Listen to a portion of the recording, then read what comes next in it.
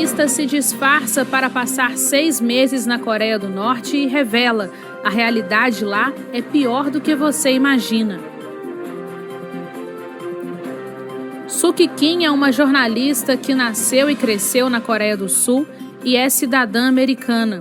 Em 2011, ela conseguiu um trabalho para dar aulas de inglês em uma universidade de Pyongyang, na qual estudam apenas filhos homens da elite norte-coreana, os chamados futuros líderes do país.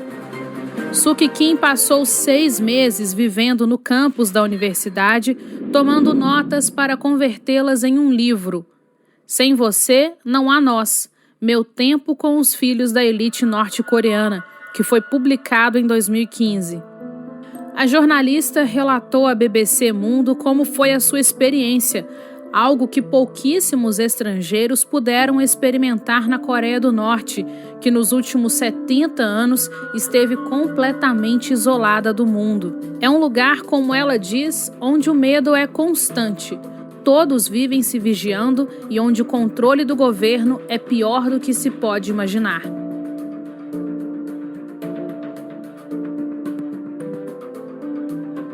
Meu interesse na Coreia do Norte vem de uma combinação de 2 razões. Como jornalista, eu tinha uma frustração por não saber a verdade sobre o que ocorre naquele lugar, o que é uma enorme tragédia. E minha família foi separada pela Guerra das Coreias em 1950.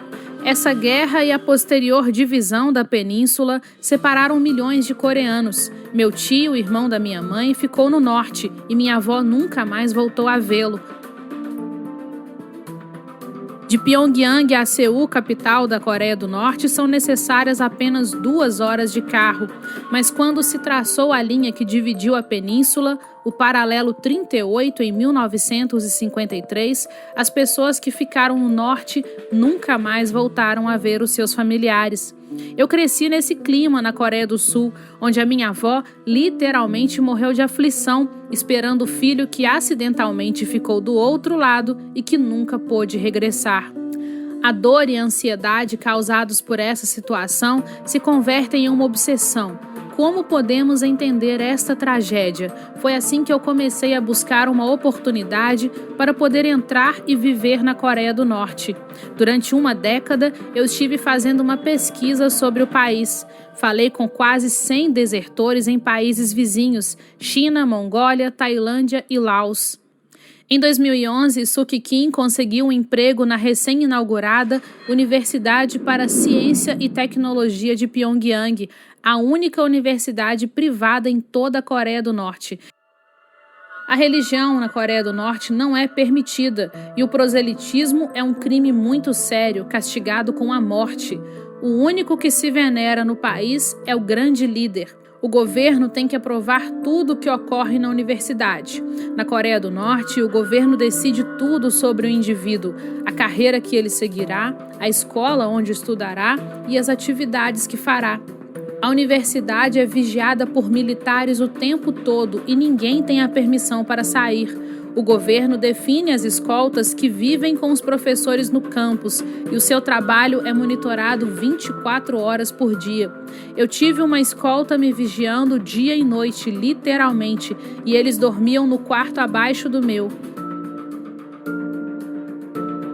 Tudo o que fazíamos e ensinávamos devia ser aprovado, monitorado e gravado. Eu vivia o tempo todo aterrorizada. Se eu não estivesse escrevendo um livro, talvez a minha situação teria sido diferente, mas eu estava tomando notas em segredo e sabia que nunca ninguém tinha tentado fazer isso no país.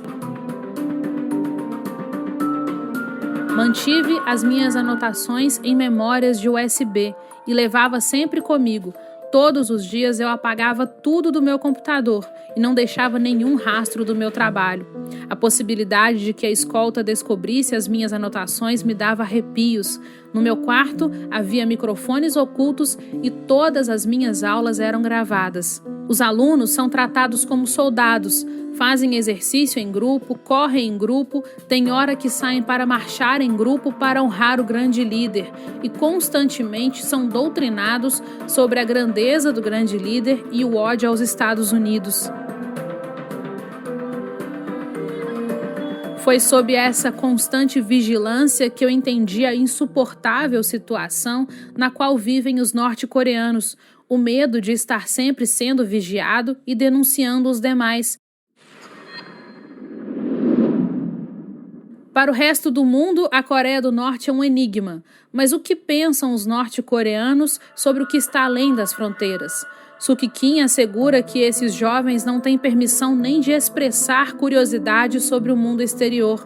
E isso, diz a jornalista, é um tipo de abuso psicológico que condiciona cidadãos a aceitar. Na época que Suk Kim deu aula, em 2011, os estudantes nunca tinham ouvido falar em internet e ela era proibida de falar sobre isso. Ela diz: eu tinha ordens restritas de não revelar nada para eles sobre o mundo exterior. E eles não tinham informação alguma sobre o que ocorria fora da Coreia do Norte. Não conheciam Taj Mahal, nem a Torre Eiffel e tampouco haviam ouvido falar em Michael Jackson. A televisão na Coreia do Norte tem apenas um canal com programas sobre o grande líder. Também são transmitidos programas da China ou da Rússia, todos baseados nos ideais socialistas. Na Coreia do Norte há apenas um jornal em circulação e os artigos publicados estão todos vinculados ao grande líder. O mesmo ocorre com os livros que eles leem e com todas as outras formas de educação e entretenimento. Toda a sua rotina e seu entretenimento funcionam para honrar o regime comunista e a filosofia do sistema. Pude ver que as pessoas fora da capital eram menores. As pessoas com quem tínhamos permissão de interagir, como os estudantes, pareciam com a gente, mas as pessoas que nós víamos nas margens das estradas são menores e parecem malnutridas. Nunca nos permitiram falar com ninguém nas ruas. Os lugares para onde nos levavam pareciam cenários de filme e nunca havia pessoas nesses lugares. Nós só víamos os outros membros do grupo e por toda parte, todos os lugares estavam cobertos com milhares de slogans do grande líder. Essa é a realidade que te mostram. O país é fortemente controlado. Cada aspecto da vida dos norte-coreanos está relacionado ao grande líder. Kim Suk é autora dos livros Without You, There Is No Us, O Intérprete, e escreve regularmente para o New York Times, Washington Post e New Republic. De Belo Horizonte, Fernanda Salles para o Terça Livre.